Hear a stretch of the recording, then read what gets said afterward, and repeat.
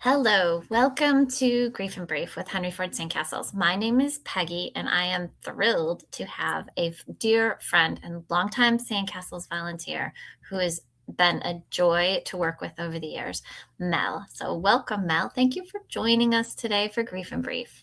If I'm happy to be here. Thank you.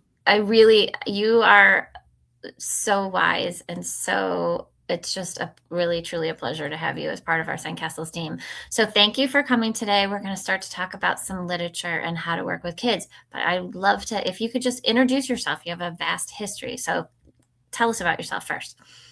I am a mom of two kiddos, and I've been a longtime Sandcastle supporter. I volunteered at the Southfield site for 12 years, and it was great. I met tons of wonderful families and awesome volunteers and staff. And then when I had my family, I took a step back and then became a camp weekend volunteer and supporter of fundraisers and any way I can just get the word out about how great Sandcastles is for families. Yeah, and we appreciate you. Thanks. And And right now I am a school librarian. I've been a classroom teacher, an instructional coach, a principal. And then a few years ago, my heart was telling me to go back to school. So I went to Wayne State and I got my school library certificate through the state of Michigan. And this is my first year as a school librarian in Bloomfield congratulations. Hills. That's awesome. Thanks. That's so fun. So fun. And you are carrying this understanding of how to help children in grief along with you in everything you do. I know we've done partner work before. And you've even, been the parent of grieving children. So Yep.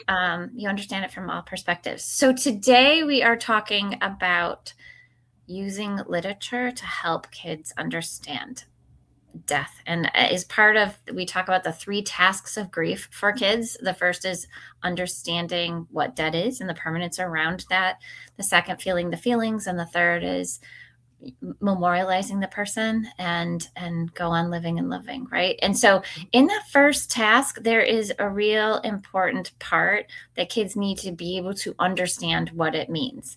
And sometimes that word dead or even that concept comes into play with what they, my phone dies and then I plug it in and I recharge it and it comes back to life.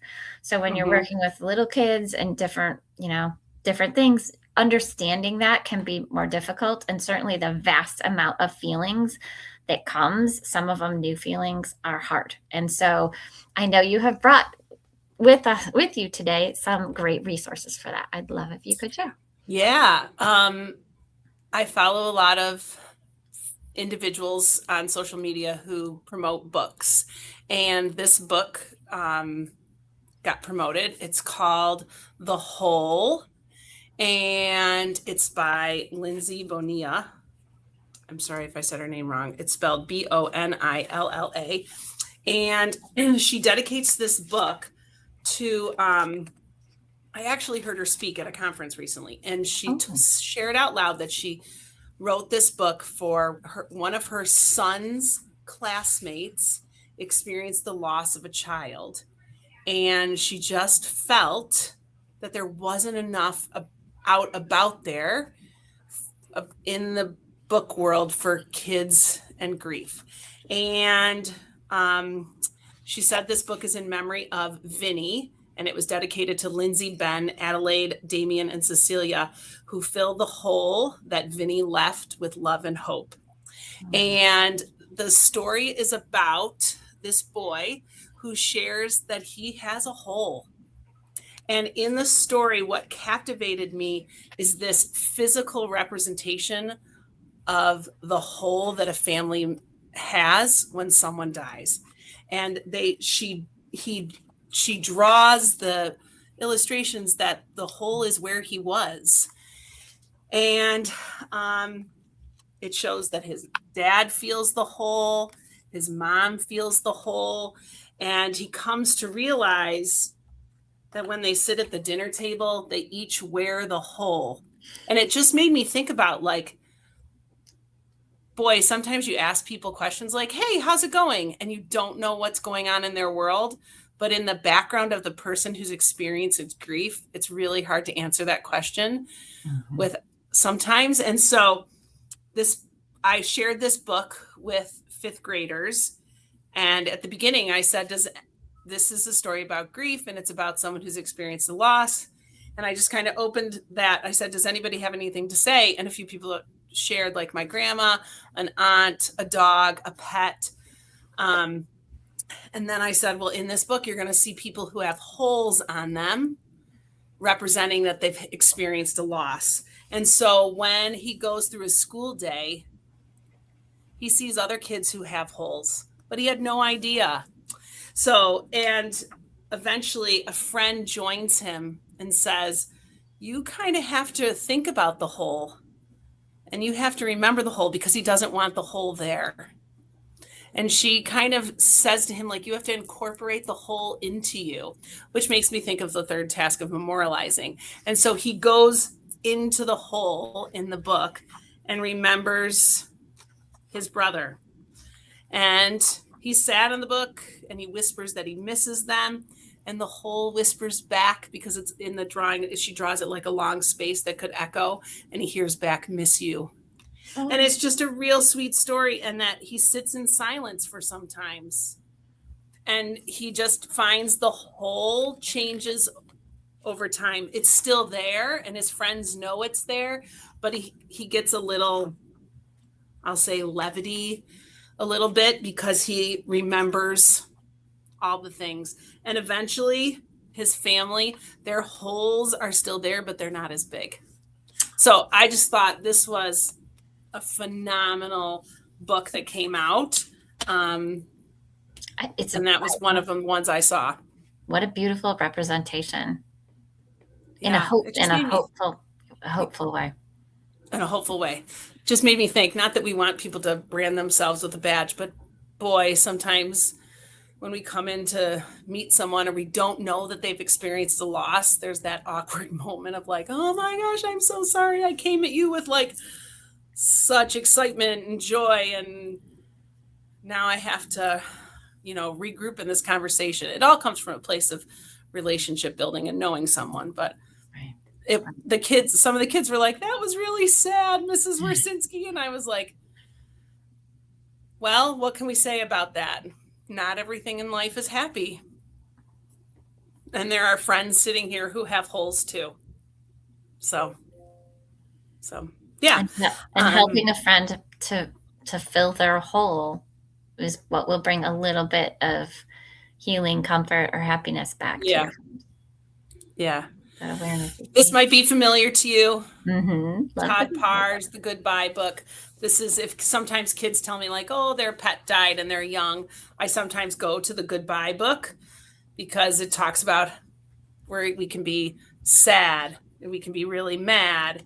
Things might not seem right anymore. And Todd Parr just has incredible graphics that he writes. And so he just goes through the story talking about, you might not be able to stop thinking about it. You might wish you could pretend it didn't happen. So that makes me think a lot about how kids who come to Sandcastles, or just in life experience grief, how it would be nice if sometimes it went away. But this was a good book. Eventually it lends itself to doing more like, you're going to start to feel better. You're going to figure out how to have laughing moments. You're going to remember fun you had. You're going to feel days that are up and days that are down. So it's just a nice, easy book to read.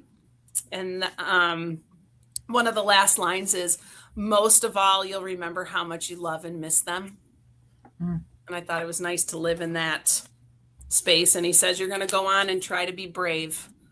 And boy, a lot of Sandcastles kids need to be brave. Very true. Yeah. Very true. And then I pulled today for our discussion a bunch of books about feelings. Huge component of grief. Feeling the feelings is a lot. So do you know the book The Rabbit Listened? Yes, that's fantastic. Yes. So what do you know about this book, Peggy? This book we actually use in our volunteer training, and I've used it in training the community, because it teaches us that we're not all alike, and that we need to respect other people and where they are and how they do things, and that the best thing we can do is to be present. Yeah, our school has some words, some code words to live by throughout the school community, and one of them is empathy. Mm. And this book kind of screams about it, that to be in someone else's space is to kind of understand that they might not think and feel how you are. And that's where empathy comes into play, that I need to respect your vibe to be a part of your tribe. So, yeah. So I love that book. Yeah. I pulled the book, I'm Sorry You Got Mad. Ooh, that's a new one to me. And this is about, like, it's kind of, a lot of times young kids sometimes recognize that we say, I'm sorry, but sometimes it's not developmentally appropriate. Like, they don't know what I'm apologizing for. I get, though, that people are happy when you do something and then you quickly say, I'm sorry. And so this book is kind of about, like, the next part. It's nice to say I'm sorry, but there's more to it. Like, sometimes you have to change your behavior. And so, but it's also a little bit like, this kid is just mad. Oh, mad. And he's mad. Like, everything he does, Oh, he's just yeah. mad. And sometimes grieving kids do feel mad. And sometimes things happen and they can't name the feeling why they did what they did, because it's just part of their grief journey, is that nothing feels right. And so, like, there's notes in here. I'm sorry you got mad, but it wasn't my fault.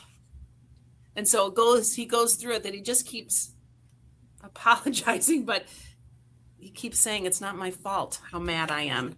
And eventually it's how he has to come to realize, he writes notes, but I'm feeling better. He's like, friends say, like, I'm feeling better, but you should have done this. He basically talks to his peers through letters and comes to realize that he is a part of what happens after you're mad, and breaking someone's stuff and destroying it. Those feelings can happen, but how do you repair a relationship after something happens? Yeah. And I think sometimes, I remember being at Sandcastles in Southfield, kids would talk about just being mad, and then being mad that things change at their house, and why can't we do it the same way that we used to? So it was a good one. And the last one I'm going to share is called I'm a Tornado. Ooh, great cover. And it is the whole book's about a tornado, but really has an undercurrent. Tornado is spinning. He throws things. He's super upset. And he just keeps saying to people, like, I'm a tornado. This is what I do. Like, I am a life force of just destruction. And sometimes it's hard for Tornado to realize that this isn't the way to live. And so there's a cow that gets swept up into his world and wants to get put down. And so it's the cow kind of teaches, like, I can be a listener to you, Tornado, about your feelings. And Tornado realizes that when someone listens, he feels better.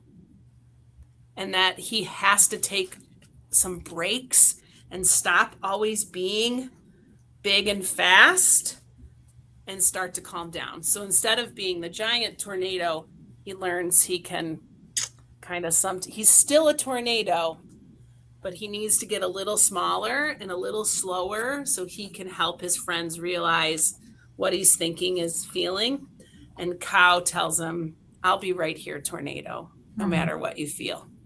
So beautiful. I think these books can apply to adults just as much as kids. Oh my gosh, for sure. And I love how you pointed out that you used that book with the earlier book with your fifth graders. So using a picture book with older kids, some people will be like, oh, they're too old for that. But the reality is, I think sometimes, especially with difficult, complex concepts that you're trying to navigate and you're going through adolescence or whatever crazy stage of life that we all go through, having the simplicity of a picture book or a simple story to represent what's happening and to normalize what's happening can be really powerful. Yeah. I think the visual of that book is just really great. And I agree with you. Like picture books, even into middle school and high school, um, can just open a door because they're a little bit shorter and they're not a chapter book. And families sometimes don't have time to sit down and delve in deep into a character, but you can get it in a picture book or a graphic novel. Um, and it can be read in one setting and you can have an experience and then you can link back to it Yeah. like through life, like, oh, remember the book The Whole, or remember in the Goodbye book. Like it just sometimes it feels a little more available. Yeah.